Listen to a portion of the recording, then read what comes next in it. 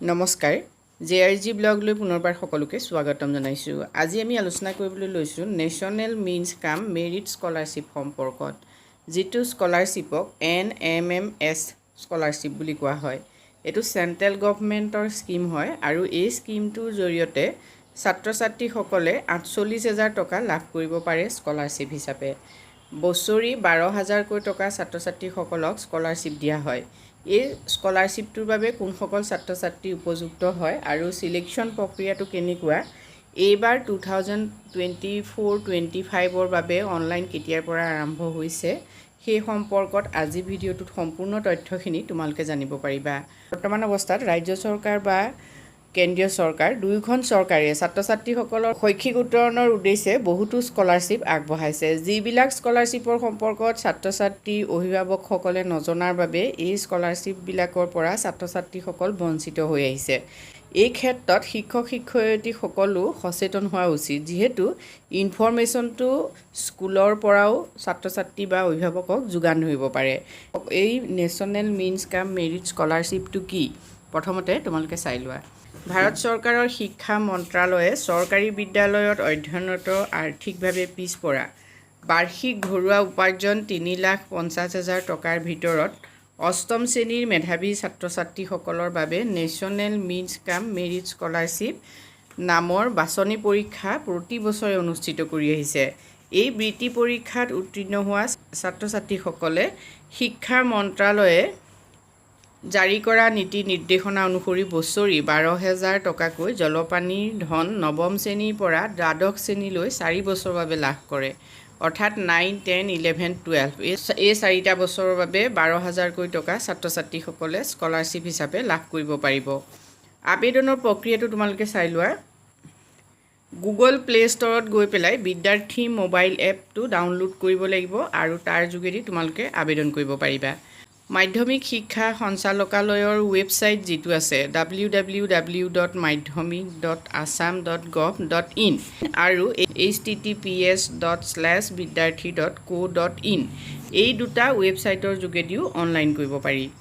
আবেদনৰ নিয়মাৱলীসমূহ চোৱা। ছাত্ৰ ছাত্ৰী অষ্টম শ্ৰেণীত অধ্যয়ন কৰি থকা হ'ব লাগিব।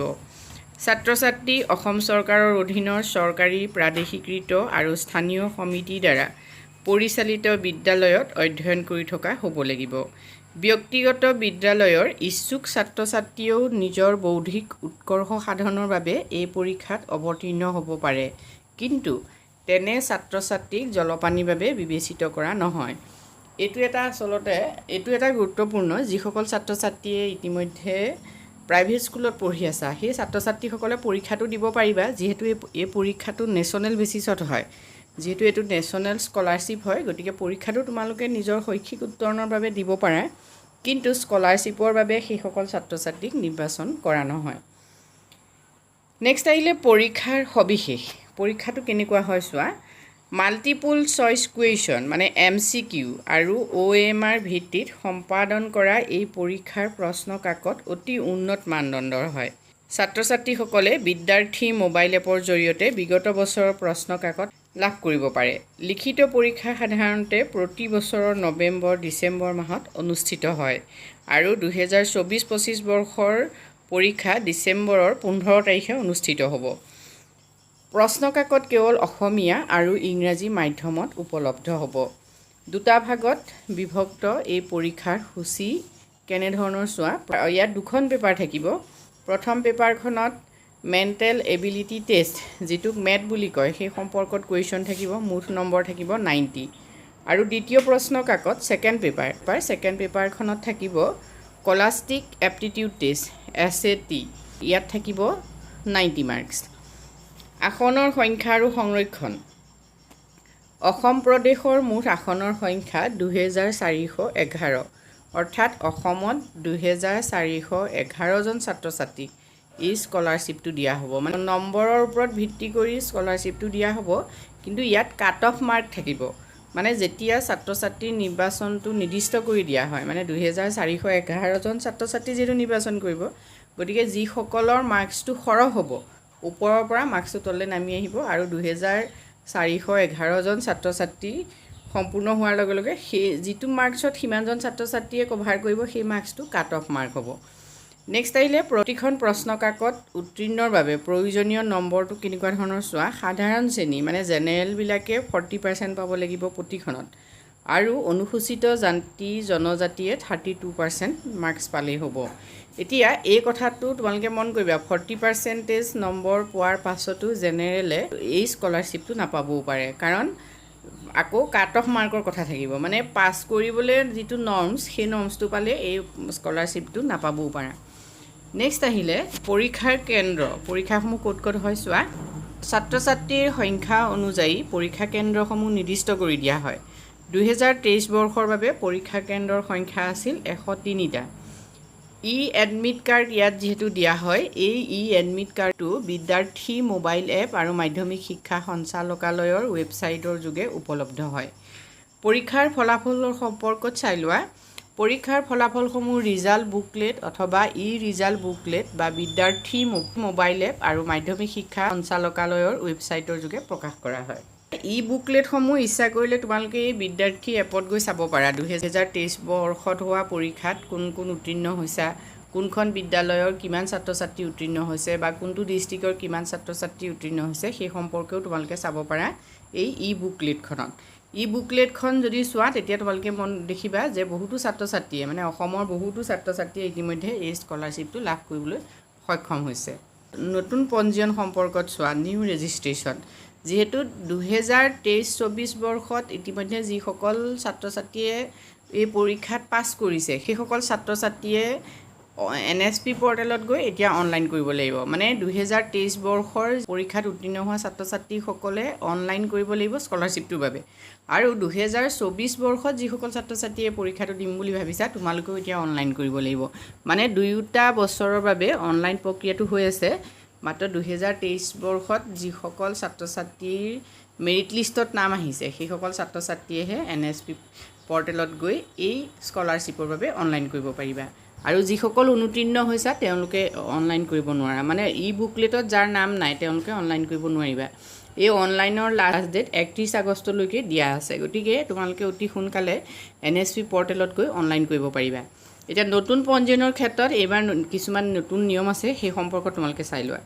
নেশ্যনেল মিনছ কাম মেৰিট স্কলাৰশ্বিপ পৰীক্ষাত উত্তীৰ্ণ হোৱা শিক্ষাৰ্থীসকলে ধন প্ৰাপ্তিৰ বাবে কেন্দ্ৰীয় চৰকাৰৰ অধীনৰ নেশ্যনেল স্কলাৰশ্বিপ পৰ্টেল NSP তথা www.scholarship.gov.in ৱেবছাইটত গৈ পঞ্জীয়ন কৰাটো বাধ্যতামূলক।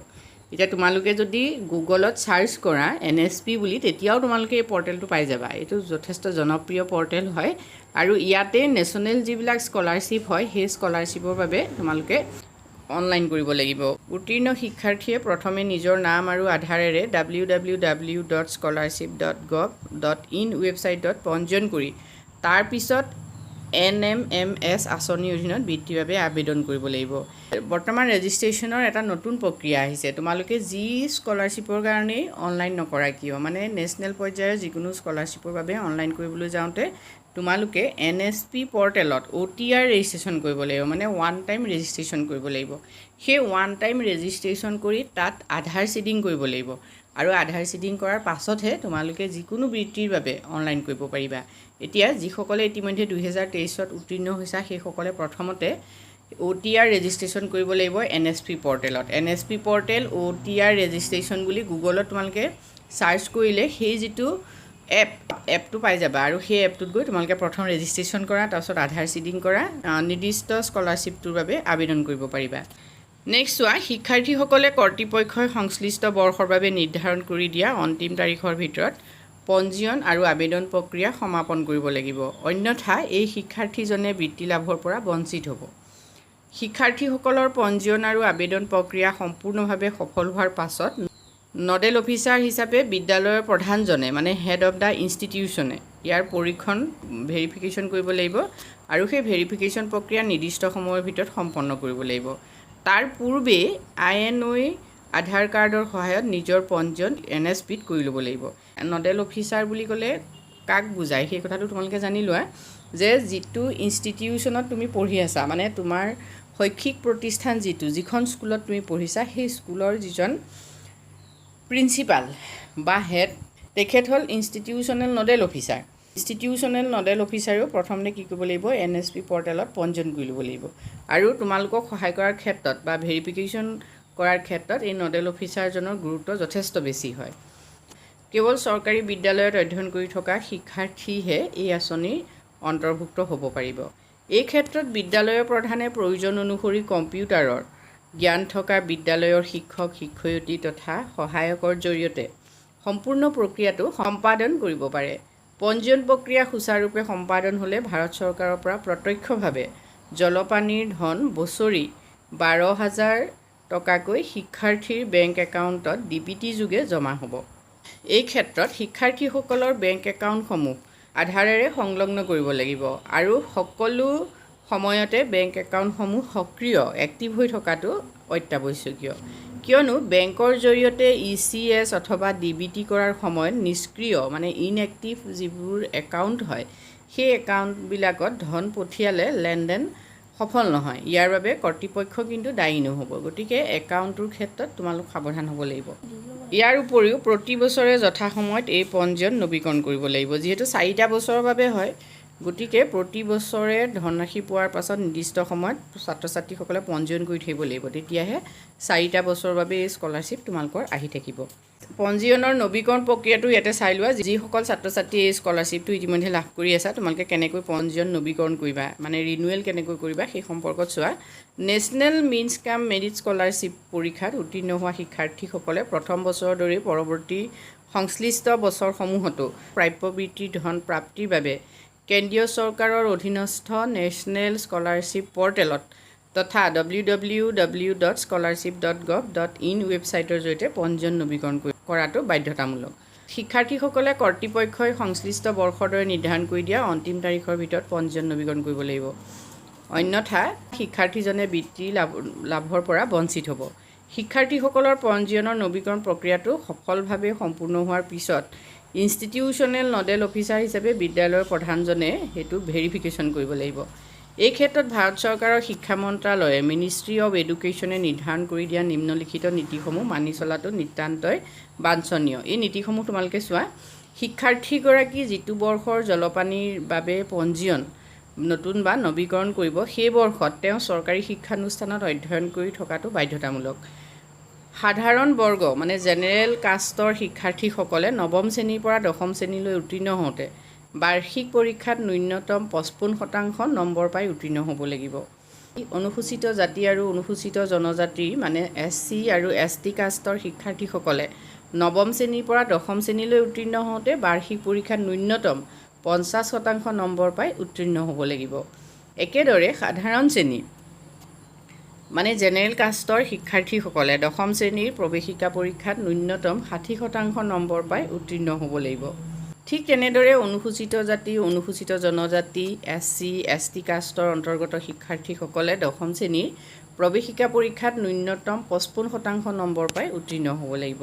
পৰ্যায়ক্ৰমে একাদশ দ্বাদশ শ্ৰেণীলৈ উত্তীৰ্ণ হওঁতেও চূড়ান্ত পৰীক্ষাসমূহত সাধাৰণ শ্ৰেণী জেনেৰেল কাষ্টৰ শিক্ষাৰ্থীসকলে ন্যূনতম 55% নম্বৰ পায় আৰু SC ST ছাত্ৰ ছাত্ৰীসকলে ন্যূনতম 50% নম্বৰ পাই উত্তীৰ্ণ হ'ব লাগিব। 8ম শ্ৰেণীৰ পৰা দ্বাদশ শ্ৰেণীৰ ভিতৰত যিকোনো শিক্ষাবৰ্ষত যদিহে কোনো শিক্ষাৰ্থী অনুত্তীৰ্ণ হয়, সেই বৰ্ষৰ পৰাই শিক্ষাৰ্থীজনে এই জলপানীৰ পৰা অব্যাহতি পাব, মানে তেওঁলোকে আৰু ধনৰাশি লাভ নকৰিব। উপৰোক্ত নিয়মাৱলী বিদ্যালয়ৰ অধ্যক্ষ তথা প্ৰধান শিক্ষক শিক্ষয়িত্ৰীয়ে পৰীক্ষণ কৰাৰ সময়ত ভালদৰে নিৰীক্ষণ কৰাটো বাধ্যতামূলক। অন্যথা জলপানী সংক্ৰান্তত পৰৱৰ্তী পৰ্যায়ত যিকোনো সমস্যাৰ উদ্ভৱ হ'লে তেওঁ জবাবদিহি হ'ব লাগিব। শিক্ষাৰ্থীসকলৰ বেংক একাউণ্টসমূহ সকলো সময়তে কাৰ্যক্ষম হৈ থকাটো অত্যাৱশ্যকীয়। কিয়নো বেংকৰ জৰিয়তে ECS অথবা DBT কৰাৰ সময়ত নিষ্ক্ৰিয় একাউণ্টত ধন পঠিয়ালে লেনদেন সফল নহয়। ইয়াৰ বাবে কৰ্তৃপক্ষ দায়ী নহ'ব। পঞ্জীয়নৰ নৱীকৰণ প্ৰক্ৰিয়া সুচাৰুৰূপে সম্পাদন হ'লে ভাৰত চৰকাৰৰ পৰা প্ৰত্যক্ষভাৱে জলপানীৰ ধন বছৰি 12,000 টকাকৈ শিক্ষাৰ্থীৰ বেংক একাউণ্টত DBT মাধ্যমেৰে জমা হ'ব। এইখিনিয়ে হ'ল নীতিটো।